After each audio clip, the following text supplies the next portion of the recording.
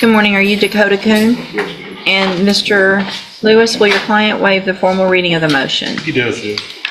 Mr. Kuhn, in cause number 23, DCCR 0968, I have a motion to revoke your unadjudicated probation. Shows that you were placed on probation March 1st of 2024 for the lesser offense of attempted assault on a family member by impeding breath or circulation, state jail felony, and that was a 2-year deferred probation. Is that correct? Sure. Okay, pause right here. This is what's called deferred probation, meaning the defendant technically isn't convicted yet. It's basically the court saying you get one shot, don't mess this up. And unfortunately, we're already in motion to vote territory. Audience question: do you think deferred probation is fair or just a longer leash? And then count 1 alleges that you violated your probation. It alleges that you committed the new offense of possession of a controlled substance, May 12th of 2025 in Chambers County, Texas. And is that true or not true? True. Count 2 alleges that you violated your probation by possessing a drug, cocaine, at the time of that arrest on May 12th in Chambers County. Is that true or not true? True. Count 3 alleges that you failed to never become intoxicated in that you provided a urine sample April 30th of 2025 that tested positive for cocaine. Is that true or not true? True. Count 3 alleges that you provided a urine sample May 9th of 2025 that tested positive for cocaine. Is that true or not true? True. Count 5 alleges that you provided a urine sample May 21st of 2025 that tested positive for cocaine. Is that true or not true? True. Judge, that's enough. Sure, the state abandoned 6, 7, and 8. Did you enter your pleas of true to counts 1 through 5 freely and voluntarily? Did you catch how fast that escalated? Multiple cocaine positives, a new possession charge, and the judge is like, yep, that's enough in probation court. You don't need a dramatic trial moment. Violations stack up like receipts. This is the legal version of we've talked about this. Okay, and did you plead true to those counts because they're actually true? I have here on the tablet some documents that have your signature on them that the state's marked as exhibit number 1. Before you signed these, did you go over them with Mr. Lewis? Do you fully understand them? And do you understand, if I follow the agreement that you've made with the district attorney, that you'll be waiving or giving up any right to appeal? Yes, ma'am. State tenders number 1. No objection, Judge. It's admitted. Is there any evidence that Mr. Kuhn is not competent? No, Judge. All right, sir, I'm going to find that you entered your pleas of true to counts 1 through 5 freely and voluntarily. Find those counts true. Find sufficient evidence to find you guilty, and at this time find you guilty of attempted assault on a family member by impeding breath or circulation. Sentence you in accordance with your agreement. Sorry, my tablet just got to a term of 15 months. 15 months in the state jail prison. You will receive credit on that sentence for any time that you've been in custody that the law gives you the right to receive. I'm going to hand you the trial court certification that shows this was an agreement that I followed, and so you've waived your right to appeal. I'm also going to hand you a written admonishment regarding your ineligibility to possess a firearm or ammunition. Because of the judgment entered against you, you're ineligible under Texas law to possess a firearm or ammunition. Possession of a firearm or ammunition could lead to charges against you. You should read that written admonishment to see what devices qualify as a firearm or ammunition. Also, if you have any questions about how long that lasts or any of those laws, you can talk to Mr. Lewis. All right, good luck to you, sir. You can go back with the bailiff. I was going to try to shorten it. That didn't work. I need to write out what I want to say. I did it once right today, and that was it. Just too many words. Hey, who was that on the computer back there?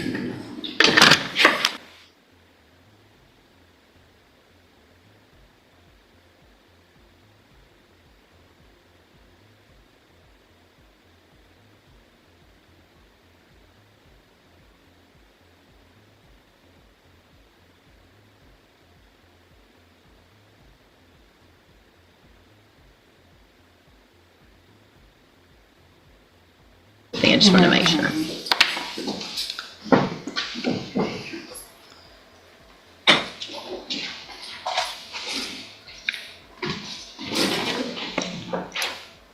Mr. Lewis, you've got Camden Jackson.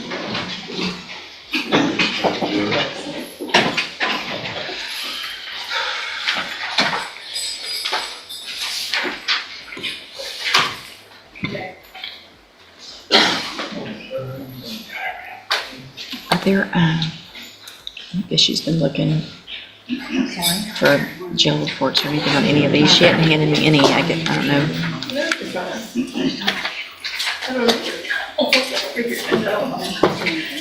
Shouldn't be any of that. Okay, my computer's stuck. Good morning. Are you Camden Jackson? No. And this is 25 DCCR 0114. Mr. Jackson is charged with engaging in organized criminal activity. Mr. Lewis, what is the announcement? Well, Judge, this is one that we reset from the last setting because he had not been getting his medication, was trying to get that taken care of. Shortly after the setting, he was able to get his medication and has been on his medication since. And since he's been on the medication, we don't have any jail write-ups or any issues of what we previously have been seeing before all this started. Okay. And yeah, I remember. I did send an email, made a call about that. Okay. right. Okay, so where are we now? Well, I've talked to the state about the situation, and we were in hopes that now since we've got this issue resolved with this medication, he can go ahead with the ISF condition, and so we can continue on. That's what this whole came from, that he was MTRP was this filed. shows. Sorry, it doesn't show MTRP on here. Yeah. Okay, sorry. No, I'm sorry. Okay, so Judge, if I may, I'd like Ms. Lopez to give her input. I think she has a little bit of a different opinion, obviously, we all do the court, but I trust Ms. Lopez. And there it is, 15-month state jail notice. How calm this sounds. That's because probation revocations move fast. Once someone pleads true, no jury, no drawn-out fight, just consequences, and the appeal waiver that's huge once you sign the door closes. we haven't gone through the motion, gotten any pleas on the motion or anything like that. No, we didn't do any of that. Okay, Ms. Lopez, would you raise your right hand, please, ma'am? Do you swear affirm the testimony you're going to give in this hearing will be the truth, the whole truth, and nothing but the truth? Thanks. So what's your position, I guess? Well, Your Honor, I would like to point out just a couple things. Originally, this all transpired because he was sentenced to ISF and you had told him to get no further write-ups at the jail. He then received another write-up, and it was enough for you to ask Ms. Warner to specifically request that I file an MTRP. I received an email from her that stated that you specifically sent the report for it to be sent to me.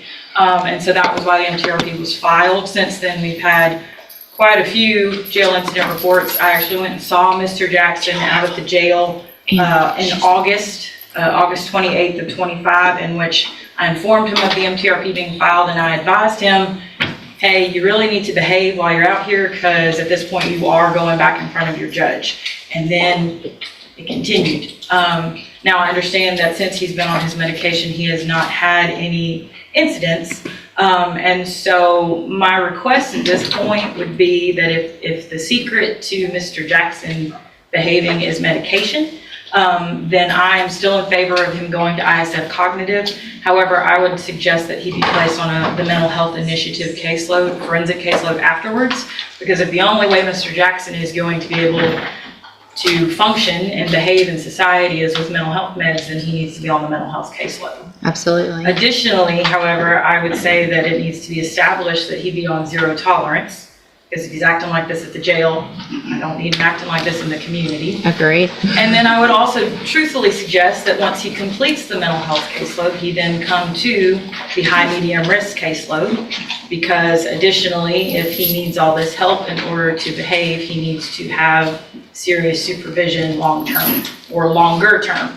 That's not to say that he won't ever end up on a regular felony caseload, but if he's having this much trouble behaving in the jail, it tends to say that he needs a little more assistance. I don't disagree with any of that. Do you, Mr. Lewis? No, I don't, Judge. This was definitely a situation where, this is once I was appointed, of course, I had him evaluated for competency, and then to the point where when I realized that he hasn't been on any medication the entire time he's been in custody, that definitely stuck out to me. Just the fact that in this short time since he's been on his medication, has made this difference, then definitely those issues for mental health issues need to be addressed. to make sure that through probation he does get the help he needs, the proper vehicles for him to be successful. What medication did they start, Mr. Jackson? I really don't know. You don't know what it's called? I'm not really. But it helps, no. You take it every day? Even more.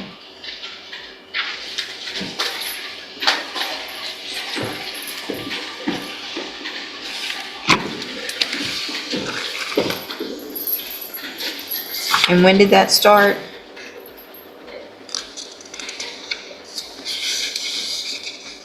It was about a week or two after the last court date. Okay, He was last here on January 6th. That's what I thought. Right. okay. These are all, the last one that I show is from Christmas, December 25th. Okay, thank you. So then what I need to figure out then if, there's obviously a motion pending. So either we go through the motion and I continue him with these. I think I'd rather do that than just dismissing the motion with new conditions. I'd rather go ahead and go through the motion, get pleas of true on that. I'll agree to what everybody's saying, but I think I want to do it the more formal way. Okay. So let's go ahead and go through that motion. Mr. Anders, raise your right hand, please, sir, the best you can. Not Mr. Anders, I'm sorry, Jackson. Mr. Jackson. Do you swear or affirm the testimony you're going to give in this hearing will be the truth, the whole truth, and nothing but the truth? Okay, you can put your hand down. So, let me get it pulled up here. This part is actually really important. The court is recognizing something we don't always hear in these hearings: mental health treatment as a supervision tool, not an excuse. The prosecutor is basically saying, if medication is the difference between chaos and stability, then that has to be part of the plan. Do you think the system does enough with mental health support, or only reacts once things spiral?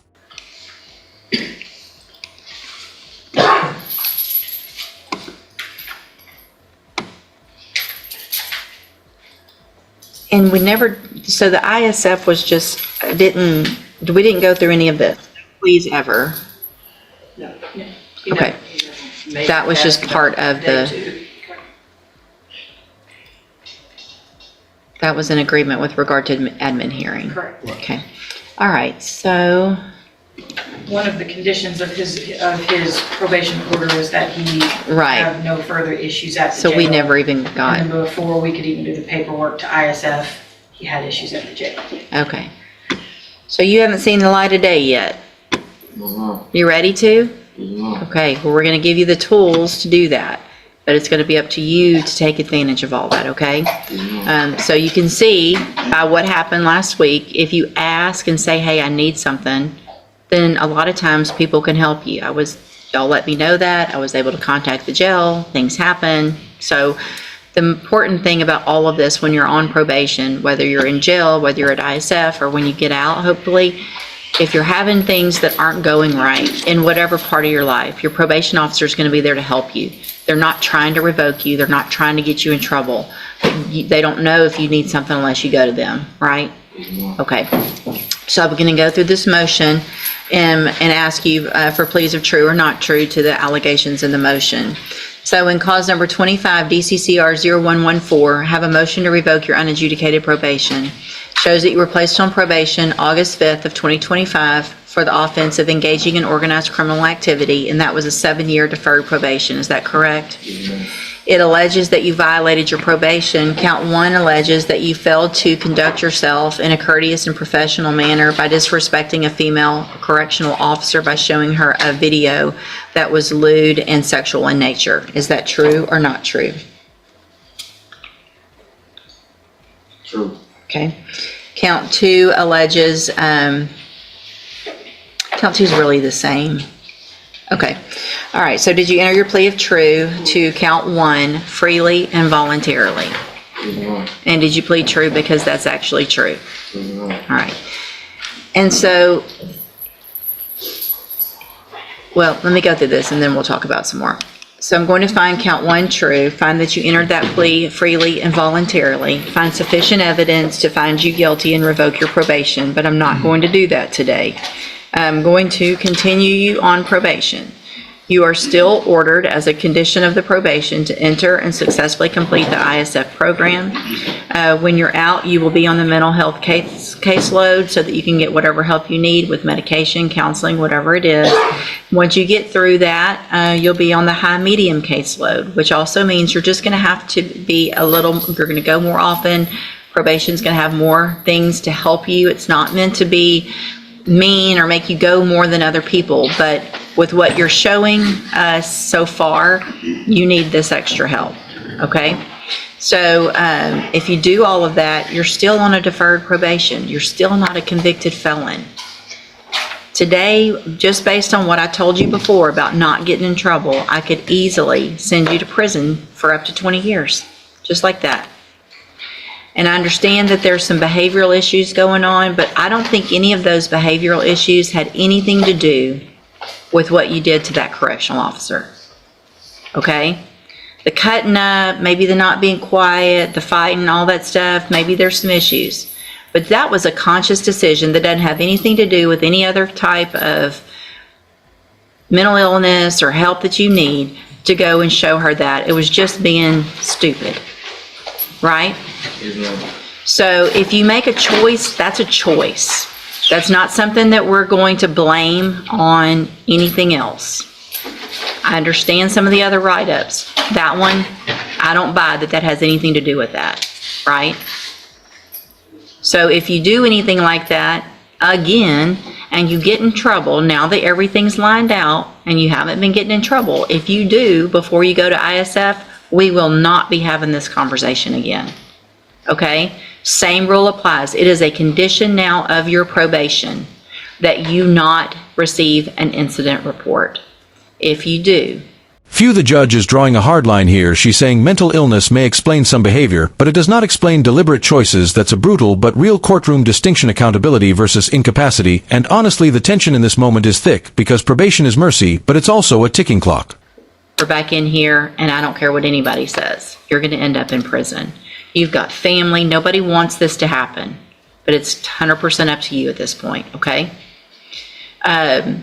If you get to ISF and you don't follow the rules in ISF and get in trouble there, same thing. That's a condition of your probation, is that you act right in ISF as well, okay?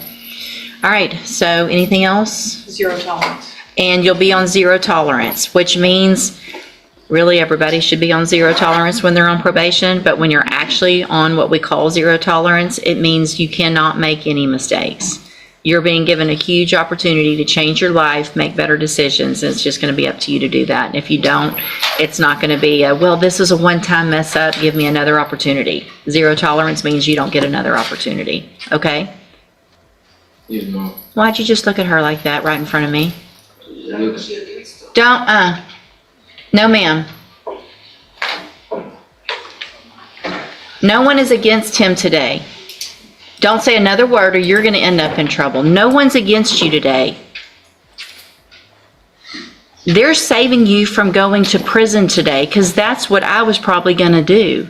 Because I gave you a specific instruction and you disregarded that instruction, and I don't think it has anything to do with mental illness that you're showing ladies videos that are inappropriate in the jail.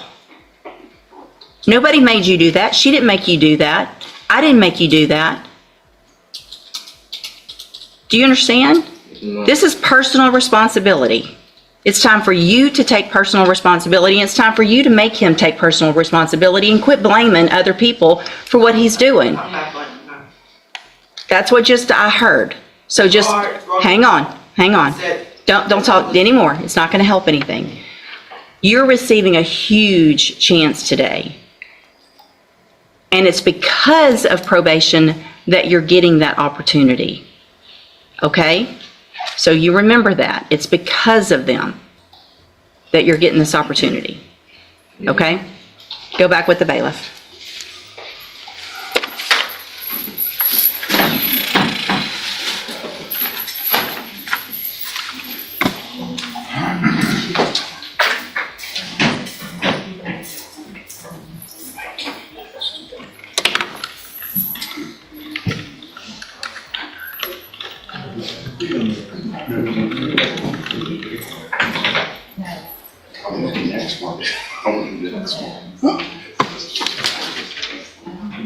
Roderick Anders, Mr. Lewis.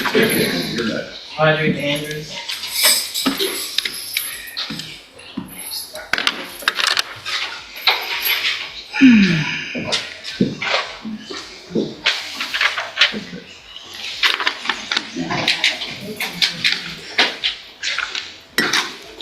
Are you switching sides? No. I'm the special persecutor here. Special emphasis on special. Specialty. Better be careful, I might dismiss your case or something. You let me stand too close. Good morning, sir. You Roderick Anders? And Mr. Anders is charged in cause number 25 DCCR 0388 with aggravated assault with a deadly weapon.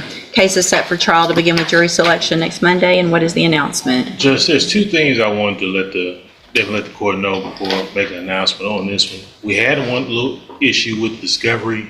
There was some of the discovery that was hard to open where we had to get new copies. Mr. Coleman did provide me a new copy of that, which I believe was some body cams and a witness statement. So I do need to review it and go over it with my client. I'm sorry to interrupt, Mr. Lewis. If I could respond to that specifically, Judge, that issue was an issue I brought to Mr. Lewis's attention in reviewing the videos, the set of videos that we have in this case, that I had trouble, and I asked Mr. Lewis if he had trouble opening those same videos, and I provided him with copies that would open. I just want Okay. the court to think we were kind of hiding out. Oh, No, yeah, that's no. yeah. And when did that That all? was last It was week. last week. Okay. Last week, and that's why I picked it up this morning. He had it ready for me. The other thing is, this case, we happened on the trial docket. He was originally on bond. There was an issue about his bond amount, where his bond it was set at $75,000, but it was put in the system at $7,500. And he bonded out and had been out on bond for a while, and then you took him into custody the same day. Right. And I believe it was his intention, or the family's intention, that they were going to was working to try to retain him another attorney to go forward. Unfortunately, his mother, she was on probation as well. She was sent to ISF a few days later, not long after. She'll be released Thursday, it's my understanding. She will be home. And so I know their intention will be to try to hire another attorney. I can't leave it on the trial. It's already been on the trial docket this time for give or take 3 months. And so what I'm going to do is I'll number the case. You have time this week to go out, go over all of the information with Mr. Anders. If something changed, I'll number the cases. I do It's have. ready for trial evaluation. Okay, I have a couple that are older, but that doesn't mean things Right, can't I fall understand. apart. So, of course, I'll still prepare and everything, but I Okay. want the court to know. I appreciate that, and just get out there, go over everything with Mr. Anders that you can. If something changes this week, Okay. based on you guys watching that you want to negotiate or something, then based on what you're telling me, I will allow there to be a plea after, which I normally don't do, but since you're just getting that, I think that's fair, Mr. Coleman. And so if something happens when you guys are watching that and there's some change and y'all negotiate, then we can get that taken care of next week. But I will do the numbering today, but I Okay. still want you to go ahead and go do all of Oh, I that. will. Okay, All right, thank perfect. you. Thanks. You can go back with the bailiff.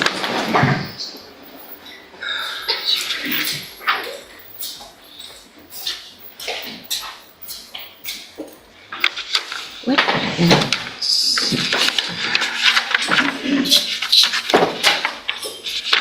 I thought my ears are red. Uh-huh. Oh, yeah, they are. I feel like all of it is. Say Elijah Miller, Mr. Lewis, Judge, do we need him? if we can maybe hold on a little bit, I know we were trying to confirm his credit. Okay, I'll hold on that just for, take them back, I'll hold it while y'all can get that figured out. And then, on David Greer, Mr. Kimler, Yes, ma'am. 2 cases. Actually, it's 3. Yeah, they're separate. Some reason, Judge. Well, because 2 of them had Mr. Parker on them, I guess. Initially. And the other one was just indicted last week, so that's why it may not show. Oh, The printed document. work on it. So, all right, sir, you're David Greer. Speak up for me, please. Thank you. And will your client waive the formal reading of the indictment in each case? so is. All right. Judge, on the state jail, the 26 cause number, may we proceed just on count one, but with the 2 bullet points that make the misdemeanor at state jail? Yes, ma'am. No objection. Thank you. Pull that.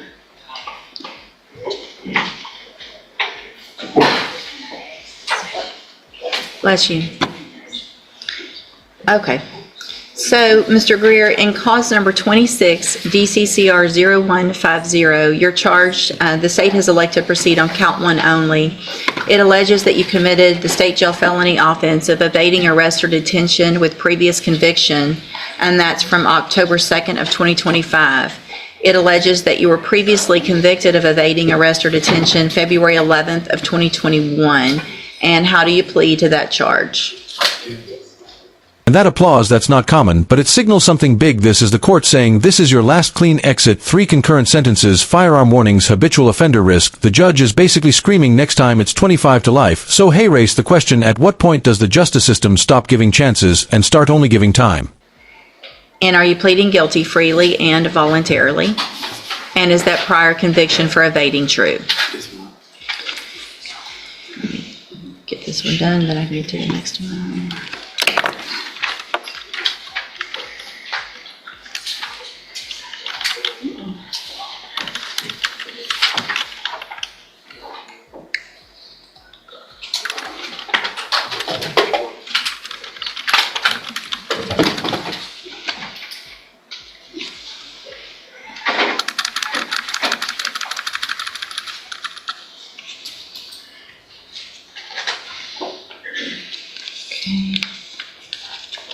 And then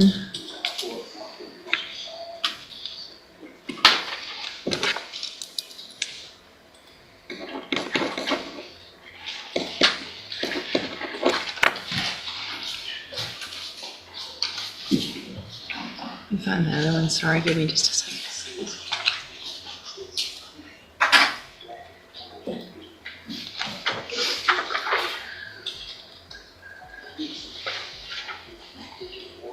They're not in order on here, and so I'm having to find them because I think they might be under. No.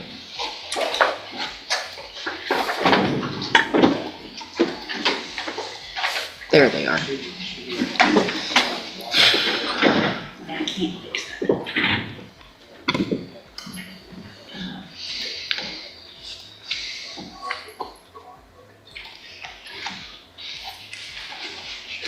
Sorry, y'all. Go paperless, they said. Okay, now in cause number 24, DCCR 2220, you're charged with the third-degree felony offense of unlawful possession of a firearm by a felon, and that's from August 24th of 2024. And how do you plead to that charge? Again, are you pleading guilty freely and voluntarily? And are you pleading guilty because you actually did what they charged you with? Speak up, please. And then finally, in cause number 25, DCCR 0324, you're charged with the third-degree felony offense of unlawful possession of a firearm by a felon from January 27th of 2025. And how do you plead to that charge? Again, are you pleading guilty freely and voluntarily? And because you actually did what they charged you with? In all three of these cases, I have here on the tablet some documents that have your signature on them that the state has marked as exhibit number 1. Before you signed these, did you go over them with Mr. Kimler? Yes. Do you fully understand them? Yes. And do you understand, if I follow the agreements that you've made with the district attorney's office, that you'll be waiving or giving up any right to appeal? Yes, ma'am. State tenders number 1 in each case? Without objection. It's admitted in each case. Is there any evidence that Mr. Greer is not competent? None that I've observed, Your Honor. All right, sir, in each of your cases, I'm going to find that you entered your pleas of guilty freely and voluntarily, find that you're mentally competent and you understand the nature and the consequences of those pleas. Give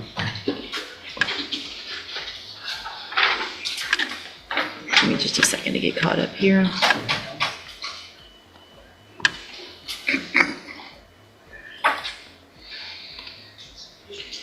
And cause number 26, DCCR 0150.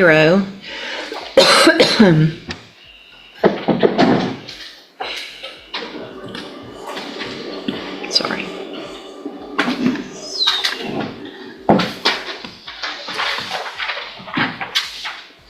Find sufficient evidence to find you guilty, and at this time, find you guilty of the state jail felony offense of evading arrest or detention with a previous conviction. Sentence you in accordance with your agreement to a term of 2 years in the state jail prison. You will receive credit on that sentence for any time that you've been in custody that the law gives you the right to receive. And then in cause number 24, DCCR 2220, also find that you entered that plea freely and voluntarily. Find sufficient evidence to find you guilty, and at this time, find you guilty of unlawful possession of a firearm by a felon. Sentence you in accordance with your agreement to a term of 5 years in the institutional division of the Texas Department of Corrections. You will receive credit on that sentence for any time that you've been in custody that the law gives you the right to receive. And then finally, in cause number 25, DCCR 0324, find sufficient evidence to find you guilty, and at this time, find you guilty of unlawful possession of a firearm by a felon. Sentence you in accordance with your agreement to a term of 5 years in the institutional division of the Texas Department of Corrections. You will receive credit on that sentence for any time that you've been in custody that the law gives you the right to receive. These 3 cases will all run concurrently, which means together at the same time. I'm handing you the trial court certification in each of those cases that shows that these were agreements that I followed, and so you've waived your right to appeal. I've also handed you a written admonishment regarding your ineligibility to possess a firearm or ammunition. Obviously, you should know this by now, but I'm required to read this to you. Because of the judgments entered against you, you're ineligible under Texas law to possess a firearm or ammunition. Possession of a firearm or ammunition could lead to charges against you. In your case, it could lead to another charge that could end up making you a habitual felon. You'll end up, next time, if you do anything else and end up in felony court, you're looking at 25 to life. Okay? So if you have any questions about the laws that make you ineligible to possess a firearm or ammunition, or about how long that lasts, you can talk with Mr. Kimler. All right, good luck to you, sir. You can go back with the bailiff.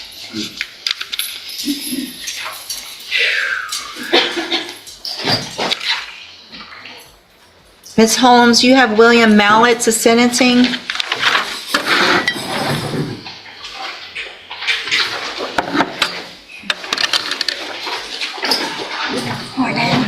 Good morning.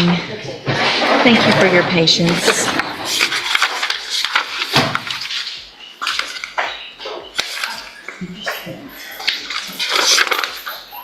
Judge, I have the eye cutting and reactions, you know, whenever you laugh.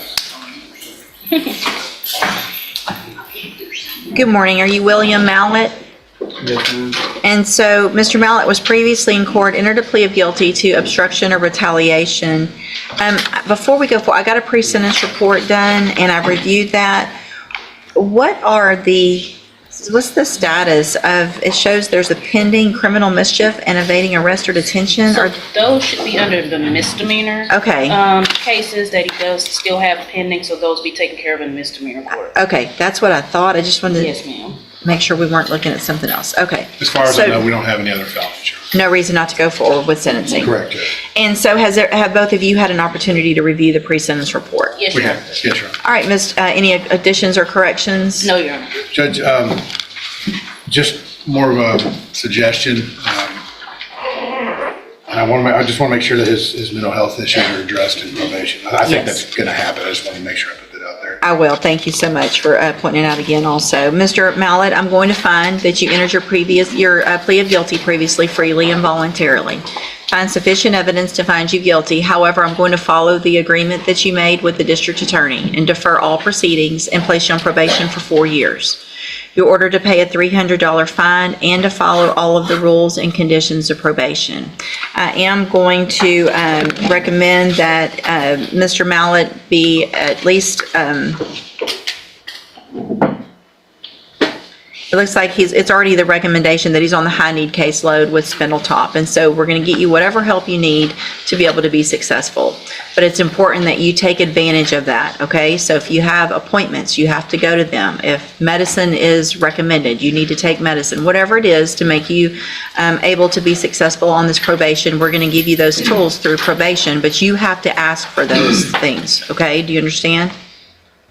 Yeah. Okay, all right. And so if you do everything that you're supposed to on this probation, then this is a great opportunity because you don't have a felony conviction.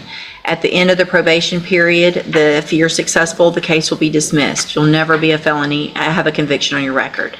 The other side of that, though, is if you do violate any condition of probation, you can be brought back into court, you could be found guilty of the offense, and you could go to prison for between 2 years and up to 10 years. Do you understand?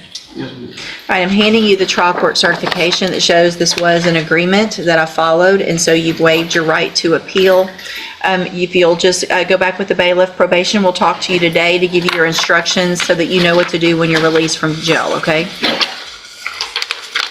And then I don't know if he has bonded out on those. Maybe you guys can request that he get those taken care of this on their jail runs this week. Okay, I'll check to see if they have them on the packet. Okay. If not, I'll,